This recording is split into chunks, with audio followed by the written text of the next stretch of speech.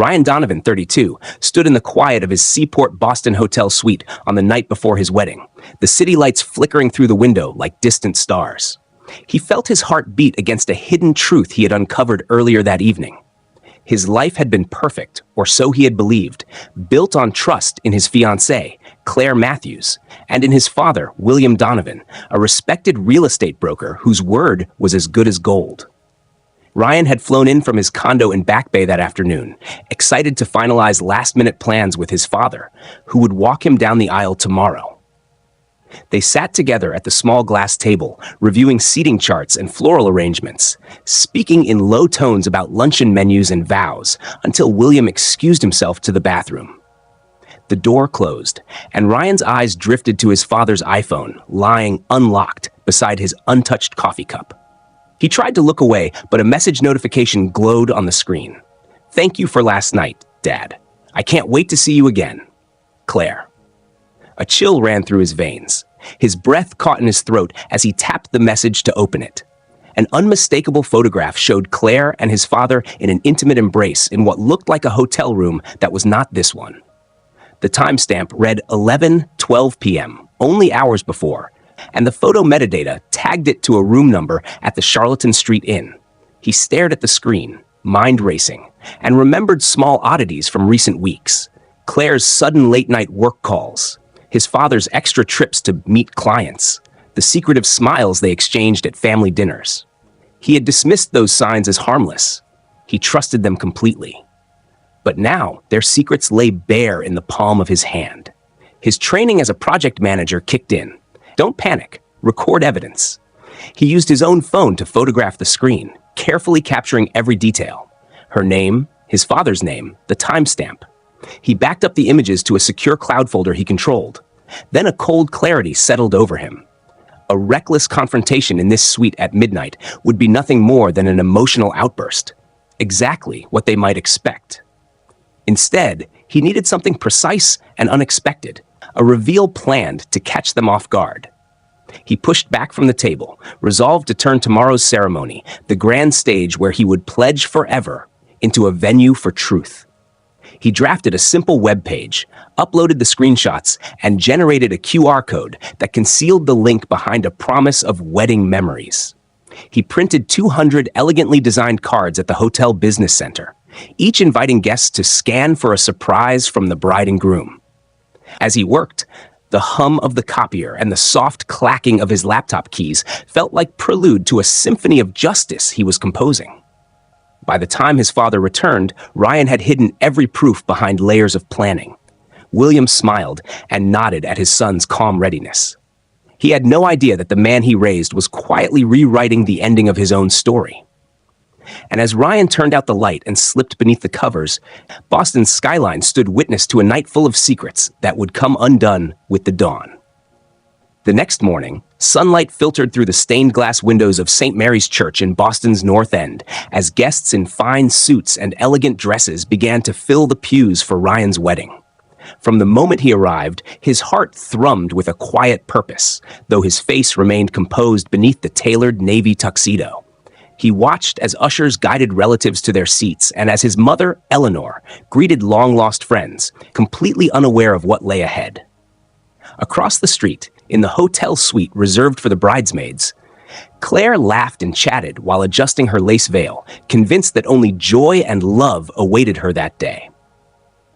Her bridesmaids flitted around her, pinning on corsages and applying final touches of makeup, none suspecting that Claire's secret affair with William the previous night would soon spill into public view. Back in the church's side chapel, Ryan checked his watch and nodded to Marie Sullivan, the event coordinator he had briefed in hushed tones at dawn. Marie carried a stack of 200 beautifully printed cards, ivory cardstock with gold foil edges, and a delicate monogram that read R&C in cursive. Each card bore an innocuous line, "Scan this for a special wedding surprise," along with a small QR code at the bottom. As the organist began the prelude, Marie slipped the cards into hymnals and programs, ensuring a random but even distribution among the guests. She folded them neatly so they peeked out like bookmarks, and her practiced hand never trembled, though inside she felt a curious flutter at the unusual nature of this surprise. In front of the altar, Ryan's best man, Mark, stood by his side, offering silent support. Ryan's eyes met Mark's briefly, giving him a slight nod that said, "It's time." Meanwhile, William Donovan, dressed in a charcoal gray suit, strolled down the aisle, greeting old clients and distant cousins, his booming voice echoing confidence. He smiled at everyone, all the while unknowing that each handshake was a step closer to his own undoing. As the ceremony began, Father Donnelly spoke gentle words about the sanctity of marriage, and Ryan stood tall at the altar, the flickering candles behind him lending a soft glow to his calm profile. Guests, curious about the cards they found tucked inside their programs, reached for their phones. At first, there were furtive glances and puzzled frowns as people scanned the code, expecting perhaps a photo gallery of the couple's engagement shoot or a playlist. Instead, their screens loaded a simple but shocking webpage. A message at the top reading, "The truth is yours to see," followed by a series of screenshots. One of Claire's texts saying, "Thank you for last night, Dad. I can't stop thinking about you." Another of the intimate photograph taken at the Charlatan Street Inn, and more texts revealing Claire and William's carefully concealed plan. A hush rippled through the congregation like a sudden gust of wind. A woman near the back pressed a hand to her lips, stifling a gasp. An older gentleman's cane clattered to the marble floor as he stared at his phone.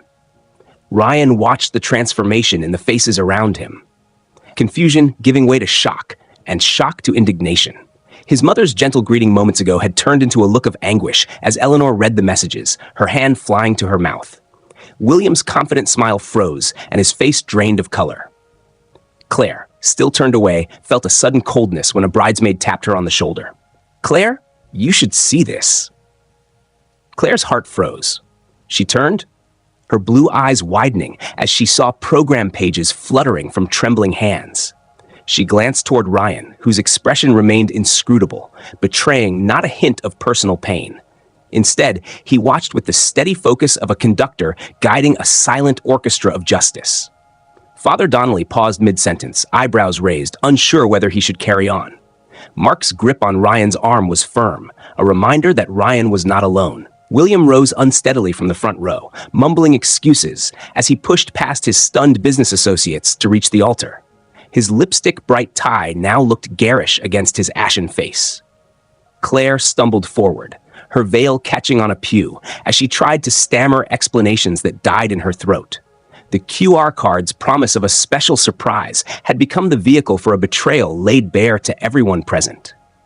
Through the open church doors, the sounds of the busy Boston streets seemed to fade, leaving only the stunned silence of congregants holding their phones, united in disbelief. And there, at the center of it all, Ryan inhaled a slow breath and allowed himself the tiniest of smiles, knowing that every piece of evidence had reached the eyes of those who mattered most, exactly as he had planned, without a single misstep. The church fell into stunned silence as every eye lifted from hymnals to locked screens, the QR code's secret unleashing a wave of shocked confusion that rippled through the congregation like a sudden gust of winter wind. Even the soft patter of rain against the stained glass windows seemed to hush in deference to the gravity of the moment. Claire stood at the altar, her white gown a stark contrast to the turmoil etched across her face. Eyes wide, lips trembling, as she searched the kneeling rows for an escape that did not come. William, unsteady in the front row, fumbled his program, palms slick, and rose to his feet, his booming greeting to neighbors reduced to a strangled gasp when he saw his own daughter-in-law's tears and face paling in disbelief. Each phone screen displayed the same incriminating images. A message time-stamped the night before reading, "Thank you for last night, Dad." Claire's signature in digital ink paired with a photograph of her and William entwined in a scandalous embrace. As whispers turned to murmurs and murmurs to audible gasps, Ryan remained at the altar, shoulders squared, eyes calm, the very picture of collected resolve. He had watched every step of this moment unfold, every gasp of horror, every tear, every gasp of anger, and he felt no triumph, only a resolute clarity that justice required no celebration, only truth. Behind him, Father Donnelly closed his mouth and lowered his hymnal, eyes darting between the groom, the bride, and the father of the groom, the sacred words of unity on his tongue, felled by the gravity of betrayal revealed under his own roof. The low hum of cameras, soft ringtones, and notification alerts echoed off the marble pillars as guests recorded each other's reactions, some mouths covered in horror, others shaking in rage. In the front row, Eleanor Donovan sank to her knees, hand pressed against her chest as though steadying a broken heart. Her tears fell silent, and she stared at William's shaking figure with a mixture of disbelief and sorrow that cut the knot of any lingering pretense. William stepped forward, voice fragile. "Ryan, son." But his words faltered as he saw the unwavering focus in his son's gaze. Claire's trembling fingers clutched a corner of her bouquet. Her cheeks glistened with shame as she realized that every alliance she had counted on, from her own family to her new in-laws, had shattered in an instant. A kitchen heat spilled through the stained glass shadows, the tension pressing against pulpit and pew alike. Then, as if in slow motion, Ryan slid his hand into his pocket and tapped the small remote hidden there. The projection screen behind the altar flickered to life. More damning evidence. Text logs revealing Claire's manipulation of his credit card accounts to fund clandestine trips, bank transfers from William's account to Claire's for reasons branded confidential, and emails Claire had drafted under his name to push through the prenuptial agreement's final signatures. The volume of betrayal, laid out in line after line on the bright screen, left no room for doubt. It was as if every lie, every deceptive smile, every whispered excuse over the past months had been extracted and displayed for all to witness. A gasp broke the hushed tension. Mark, Ryan's best man, pressed a hand to his mouth.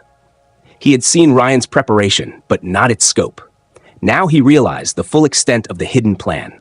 Claire's sister, standing as maid of honor, dropped her bouquet, petals scattering like wounded birds across the marble floor. William stared at the screen as though it had manifested from his deepest fears. He clutched at Eleanor's sleeve, seeking solace that she could not give.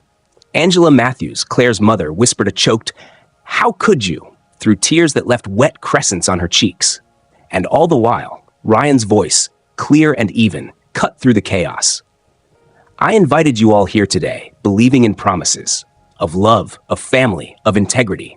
Instead, I discovered the deepest betrayal. The two people I trusted above all others conspired to deceive me at the highest altar of our lives. You chose to let me walk down this aisle in ignorance so your affair could continue in secret. But secrets have a way of surfacing, and truth demands its stage. My wedding day was meant to celebrate love. Today, it has exposed betrayal." He paused, letting the words settle like lead in every heart. "I will not marry someone who slept with my father, and I will not honor the man who taught me to value integrity above all." He stepped away from the altar, eyes never straying from Claire and William, their faces drained of color. The crowd shifted, a tidal wave of stunned spectators parting instinctively to let Ryan pass. Marie Sullivan, the coordinator, hovered near the doors, mobilizing ushers to gently guide guests outside, preserving decorum even as shock held them captive. Father Donnelly closed his book, offering a whispered, "God bless you all," though his voice trembled with frailty. Outside, the gray skies had turned to a steady drizzle, as if the heavens themselves wept for the tragedy within the sacred walls. Ryan descended the aisle alone, each step echoing purpose, leaving behind the shattered remnants of his father's reputation and his fiancée's betrayal. Guests followed in solemn procession, cameras raised to capture every stunned face, images they would replay for weeks in hushed whispers. At the wooden doors, Ryan paused and turned, looking back once more at the altar where vows should have been spoken. In that silent moment, he felt the weight of the day lift slightly, replaced by a stark freedom born of truth revealed. Then he stepped into the rain, shoulders squared against the chill, and walked away from the wreckage of promises broken, toward a future forged by honesty rather than lies. After stepping out of St. Mary's Church into the cool October drizzle, Ryan Donovan paused on the stone steps, closing his eyes for a moment to feel the rain tapping softly against his face. The world seemed muted, as if the city itself were holding its breath after the violent crash of revelation inside those hallowed walls. His tuxedo was damp at the hem, and the weight of the day's events pressed against his shoulders, mukio. Yet he felt a strange lightness, an unexpected calm that came from knowing he had exposed the truth. Guests emerged behind him in small clusters, faces pale with shock, some clutching phones still open to the damning evidence, others speaking in hushed tones that drifted through the air like ghosts of disbelief. Mark, his best man, appeared at Ryan's side with an umbrella, holding it over them both as an act of quiet solidarity. "You okay?" Mark asked, voice low, eyes full of concern. Ryan nodded, offering a faint smile. "I've never been more sure of anything in my life." They walked away from the church together, leaving Claire and William to face the stunned crowd they had betrayed. As they descended the narrow cobblestone street, the regular hum of Boston's traffic resumed around them, horns beeping and trolley bells ringing, a jarring contrast to the somber atmosphere they had just left behind. Bundled tourists peered from street corners, curious about the well-dressed group that drifted in the rain like refugees from a storm.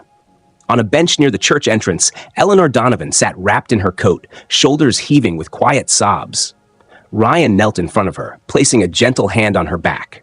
"Mom," he whispered, "I'm so sorry you had to see that."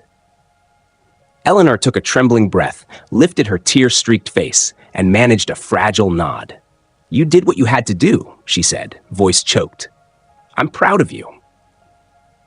He helped her to her feet, and together they walked toward the hotel where guests were gathering in the lobby, seeking warmth and answers.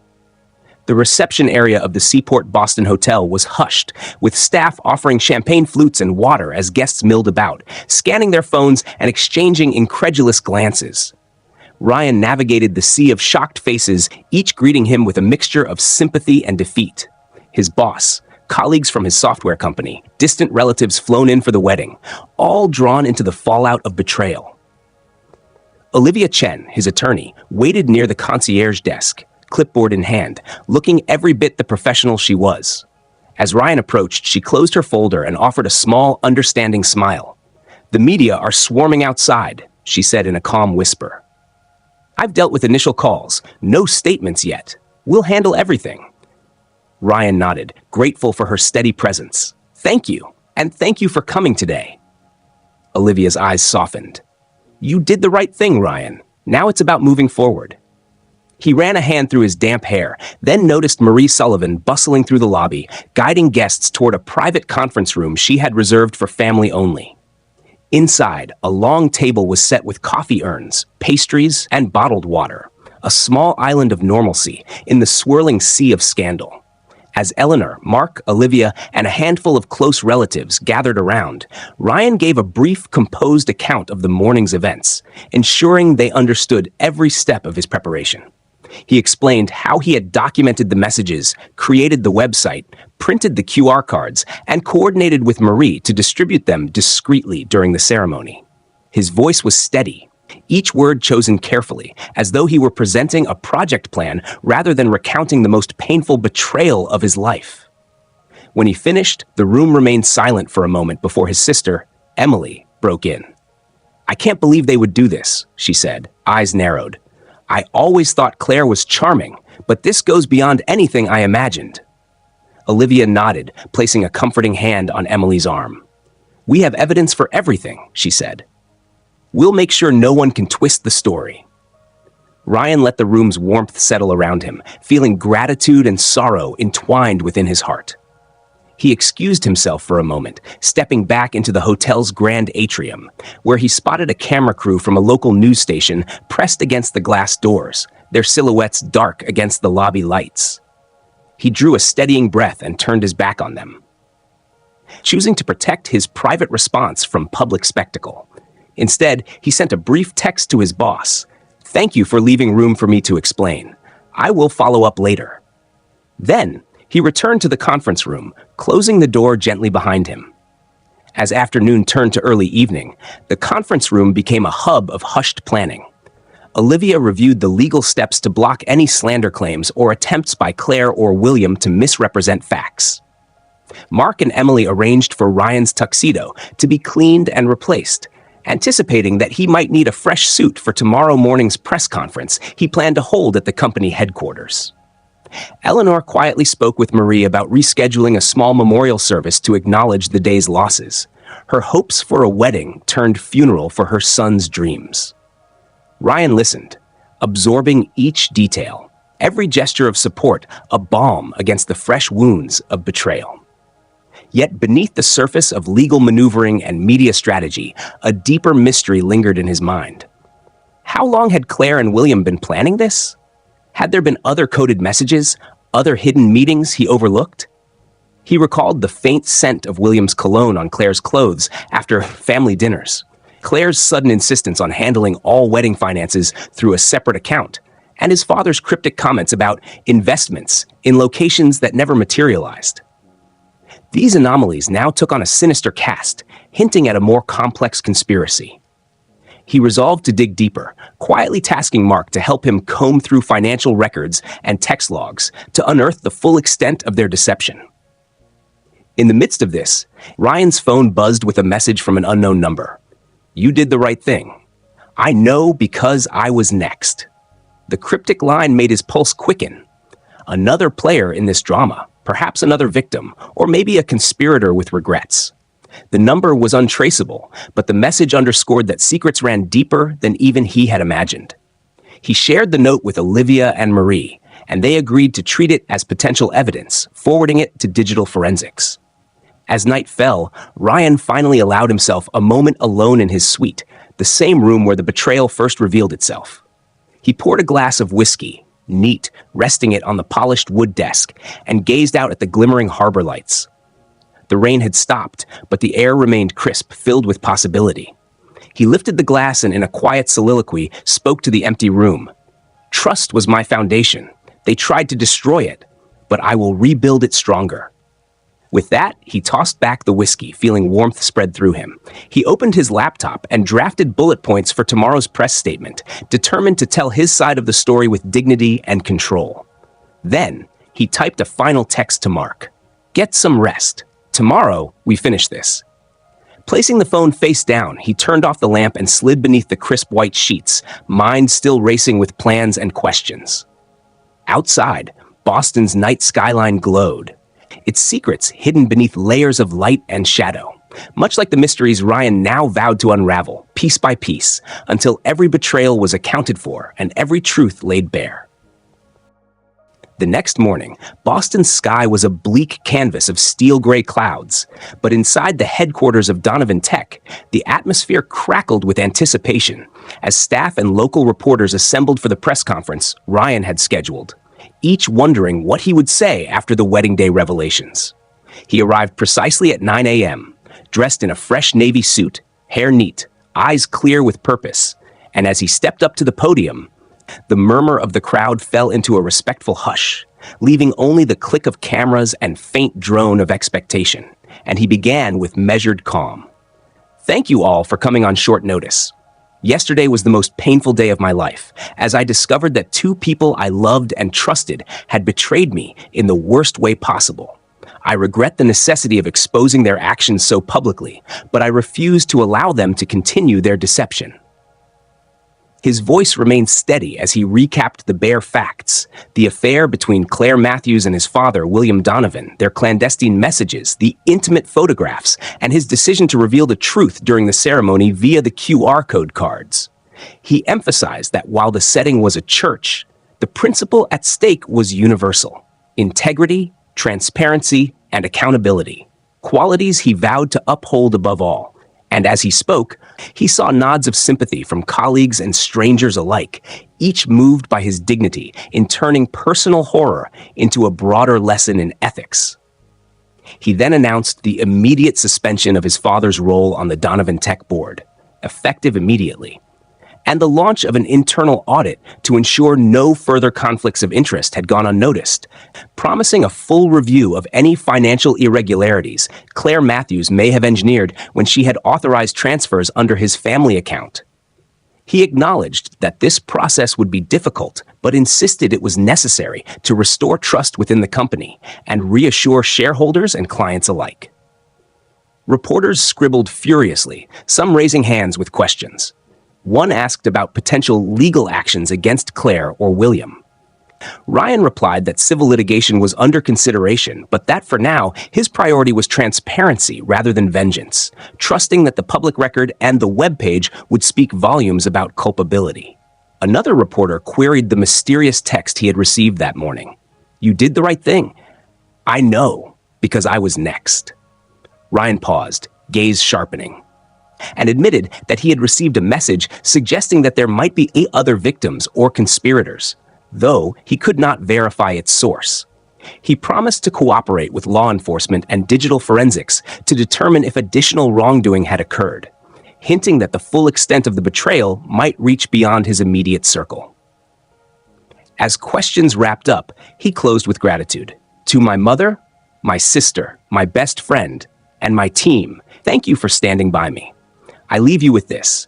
Truth may hurt, but it heals stronger foundations. Integrity may demand exposure, but it paves the way for genuine trust." He stepped away from the podium to sustained applause, some eager, some hesitant, but all respectful of his composure. After the conference, he made his way to his office suite atop the 33rd floor, where the view of the harbor stretched like a promise of new beginnings. He reviewed overnight messages, emails of support from colleagues, news clippings from every major Boston outlet, and calls from legal counsel detailing the next steps for audit and potential testimony. He also found an encrypted file sent anonymously to his work email containing bank statements that hinted at transfers from Williams' accounts to offshore holdings in Claire's name. Proof that their scheme extended further than domestic deceit.